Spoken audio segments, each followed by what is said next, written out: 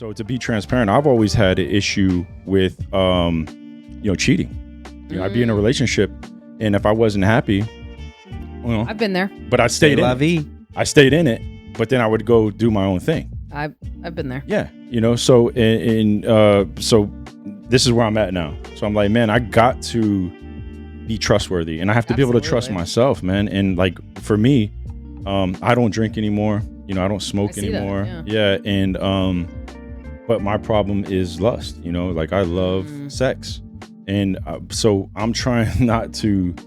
I don't want that to be the sole focus of my relationship, and it's really hard. It's really difficult because we're attracted to what we're attracted to, and exactly. And then what happens a lot of times is, you meet someone that you're physically attracted to, and it's so hard not to sleep with them. It's so for me, it's so hard for me not Jesus to sleep take with the them. wheel, Yeah, and it's like, man, and I have not I've gone through spurts where I've done really well.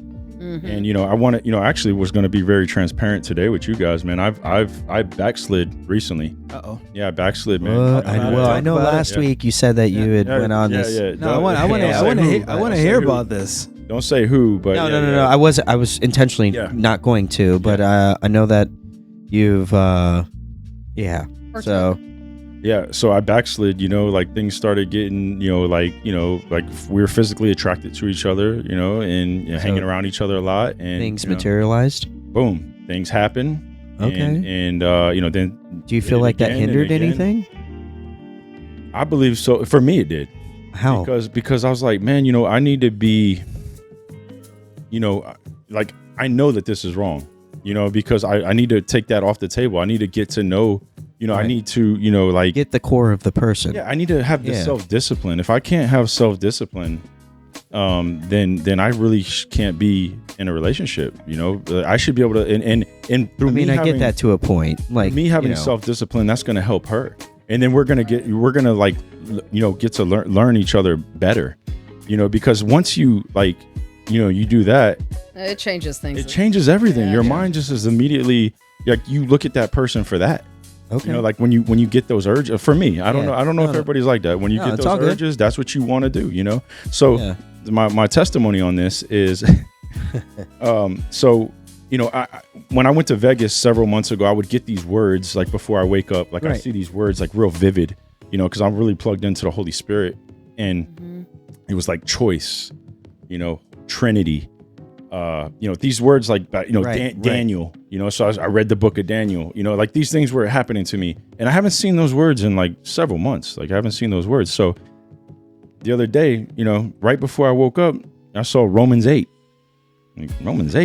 so I look it up when I wake up, and it's like, oh boy, you know what it is? No, I'm just intrigued. My goodness, man. Live by the Spirit, not by the flesh. Oh, wow. I was like, yo, talk about God talking to you, man. I was like, so is this the day after? Looking over my shoulder. DT, is this the day after that? Well, no, you went to action? It was within the week.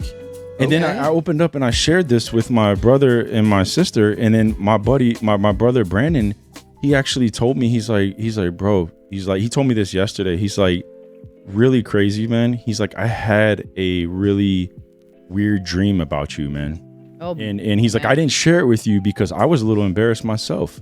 He's like, because in the dream, you were having sex with somebody and I watched in the dream. And he's like, and I felt like embarrassed to like tell you, man, like, because it was weird, that's right? That's a little bit of an awkward. That's a very unorthodox dream. But he's like, in my mind, he's like, I wanted to tell you, but I was too, and it's interesting how like when you're spiritually intertwined, how that stuff works, right? Like how did he know, how did he have a dream, that's like crazy. And it's like, wow. And then like, but I have like a lot of crazy stories like this where, I see things in my dreams and, and just I have one very extreme. Really? What would you mind? Would you mind? Yeah.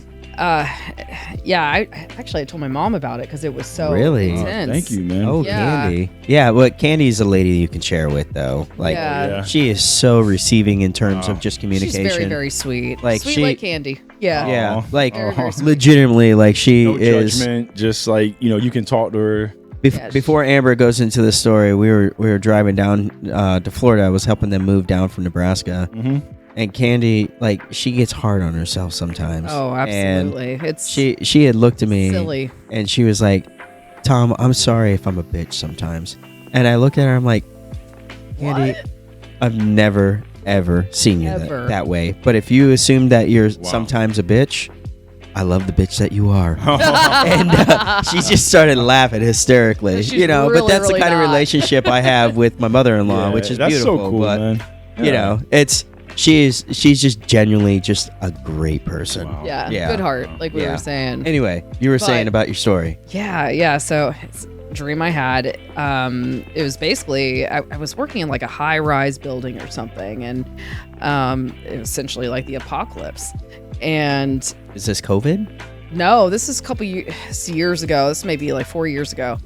But I remember like the backside, it was all glass windows. Backside of the windows like blew out, and then as you looked out, all the people, they were either like rising up to heaven or they're bursting into flames and going to hell. Oh, that is some very And- dark biblical Yeah, stuff. that's the old rapture there. Yeah, seriously. That was my Revelations. dream. Yeah. It was intense. I mean, Wow. I woke up like How did you end up sweating. in this dream? that was the weird part is I was just like floating, Oh, like in the middle. and So I just you were- in you my were dream. on I your was, way up. In my No. dream, I was like praying and praying and praying. Were you praying and floating praying. up, or were you I just was- staying I like was, like just watching, hovering? just hovering, just watching it all. So I guess like It kind of scared me a little. I'm So- like, I need to go to church tomorrow.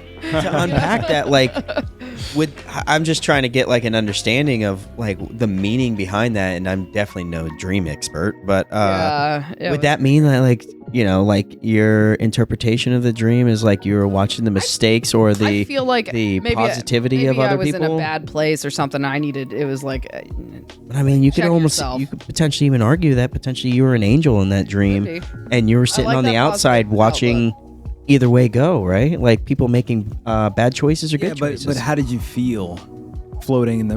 Were you I felt fearful or were you? Oh, yeah, that's a great question. fearful. Yeah, so maybe not the angel. I mean, maybe Oh. worried about which way you're going. Yeah, you know? I was fearful. That's Ooh, this is I've like had a a dream- Constantine type dream. I've right had a now. similar dream to that before. I wasn't floating, but there was, for whatever reason, people being sucked up into the sky. yeah.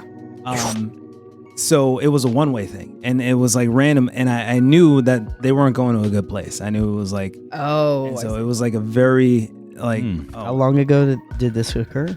maybe about a year ago. Wow, so it's recent. Yeah, pretty recent. Wow. Okay. But yeah, it was a very similar. Like I was just out and about, and all of a sudden, like the sky darkened, and there was a bunch of clouds, and then people started getting, kind of like War of the Worlds sort of thing, Right, like Wow. sucked right. up It to the was sky. It And I'm was like, pretty scary. I what's called my going mom on? like the next day. I was Never had a "What?" dream like that. What did she say? Oh, I don't remember Yeah. to be honest with you. I really don't. Dreams are but- powerful, Yeah. man. Dreams are really But- powerful, man. And I think you gotta, take time to think about them. Did you, what did you Oh. gather from like? Did you take time to like? I was like, sounds like I need to be a better person right now. I don't know. Maybe I'm slipping, but Wow. yeah, that's Well, I guess with that, it's like though, I hope not, but if that's your like- thoughts there and beyond, what did you do like to put that, that thought into reality, right? this is 4 years ago. I don't know. I don't. Just being a better person in Yeah. general, I think, was more of the moral of it for me. Okay. Not that I'm a bad person, but Right. you know, I clearly God's sending me some sort of a message. So it's like I, need to just try to be better. Like Yeah. you guys all talk about, just need to be better. Yeah. Just try to improve day in, day out. Yeah, I just, believe though these dreams and things like that. That's like a glimpse. Of what could happen, right? Well, I think it's a glimpse of like when we're not living right. Right. What you're gonna experience. Like Right. so say if you were to, get in an accident that day and you would have passed, like right before you pass, like your brain's gonna still be on and you're gonna see these things. And that's why I think that's why it's so important to, and that's scary, man. Like your last thoughts. So are you are- saying like this is our like an innate ability to be like a limited time traveler? Not necessarily. I'm saying that, like, you kind of, based on your choices in how you live your life, if you're creating peace here, or you're not creating peace here, and you were to get taken today, that's what you would see before you left. And so if you're living a peaceful life and you're making great choices, and then when you go, eternity is going to be beautiful. Like, you're gonna see it a different way. But when because that's what happened to me too. I've shared this on here as well. Is I was going to a dark place because I wasn't living right. Yeah. Right. But when you're trying to live right, and each day is full with mercy. So like each day you wake up. Oh, I like that. You have a chance to restart. You don't have to stay. He doesn't want you to stay, and that was something else I wanted to share as well. Like, even though I messed up and I backslid, I repented and I prayed.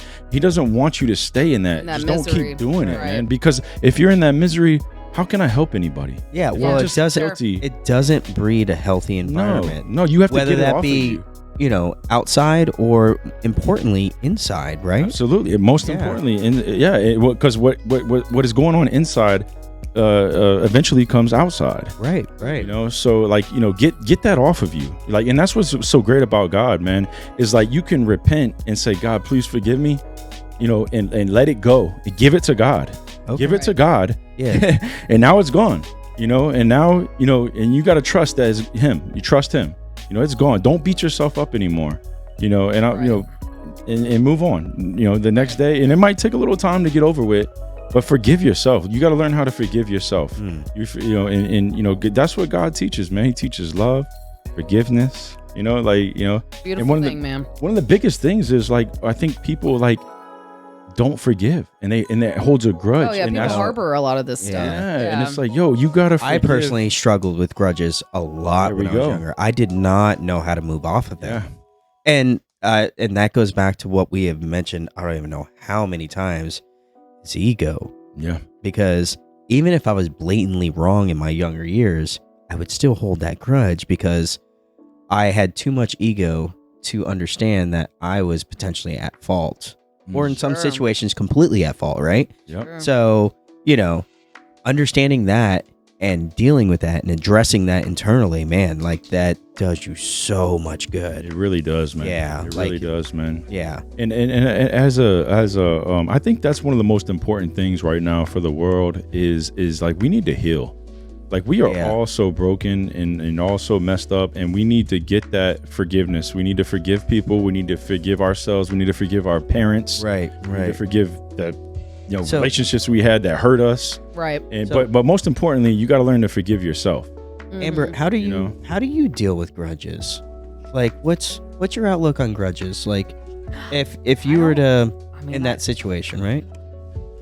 I don't hold a lot of grudges. Nice. But okay. Just mainly because. Is there a situation where you look at it and you're like, damn, I probably should have done that different? Well, absolutely. Like, we're all human, and so I've done some shitty things to people, and I wouldn't want them to hold a grudge against me. So I try to think, bigger picture on it, and just you got to forgive people. So I've never been a big grudge person. Try to be the best image of yourself. Right. Yeah. We're all human. I like what she said there. And like, and I think that's what keeps people away from spirituality. I don't even like to call it religion. Like, I think that's what keeps people away from God, is they feel like they need to, like, stop drinking right now. They got to stop, having sex. It's a process, man. Mm-hmm. And it's like, so you don't have to, let go of everything right away, and that's what keeps them away, I believe, is because they don't want to, like, put the vices down, to some degree. Flip the switch. Like you said, we're all human, and we have humans, we're inconsistent. We're hot and cold. Yeah. We're emotional. We're emotional. I could have caught the person on a bad day. Yeah. I don't know. Exactly. Yeah. Exactly, man. So. And I know I've met a lot of people on my end where, like, I'm just having just an absolute crap day. Yeah. And they meet me and they walk away and they're like, that guy was. Man, I heard about this guy, but this is not at all what I thought he was, right? Yeah. And then I go to see him the next time, and it's like, I'm not dealing with, yeah, not dealing with, whatever it is that I'm dealing or was dealing with at the time, right? Yep. And now they're looking at me and they're like, all right, what's the matter with this dude? Like, and they caught me maybe at that one day of the year that I am just like off kilter, you know? Right. And it happens. Yeah, oh yeah, absolutely. But guess what? You can't be naive to it. At the end of the day, God knows your heart. And God knows all of our hearts.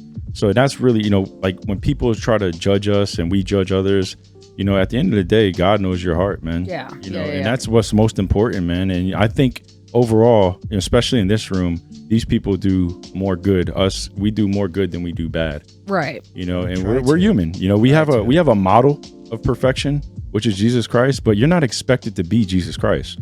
Right. You know what I'm saying? Like, he's just a model, man. He's a model, and I appreciate it, man. Thank you for the sacrifice, Virtually what you're saying, he's a figure to live up to. He's a figure to live up to. You could try to emulate his qualities, but you're never going to be him. You're never going to be Jesus. Yes. Yeah, that's, God sent his son for us, and that's and then that teaches us sacrifice as well, because I think in our families, man, like everything, you're making sacrifices for Emmy. You're making sacrifices for your wife. Yeah. Like it teaches us how to sacrifice. Well, fortunately, I mean, I'm in a very blessed situation when it comes to that, because, I mean, I have a very, a great relationship, which we would have never done this if we weren't in the position that we are now. And we're both just very, I don't know how to really put it in words, but we're just, we're excited. We want to try making a difference in a way. Try helping someone that potentially didn't have a shot. You already are. Well, I mean, yes, but we want to make it a lifelong, at least. Oh yeah. Our lives long, where we make an impact, whether that be small, and I say as small as in impacting a person. Or if we're able to do that where it just creates a message to a larger level, then man, that in itself is just absolutely gorgeous. Like how do you yeah, there's going to be right now I just get emotional talking about it. Like I love that little girl so much. Yo, that's amazing. We gotta see her. Yeah. We will here soon. Yeah. You know what Jesus wants from me right now? As a burrito? Is some Let's Mexican do it. Let's food. do it. Let's do it. Let's eat. Let's eat. Hey guys, thanks for tuning in. You can catch all of our episodes on YouTube and Spotify at Better Gents Podcast, and follow us on Instagram, TikTok, and Twitter at Better Gents Pod. Thank you and take care.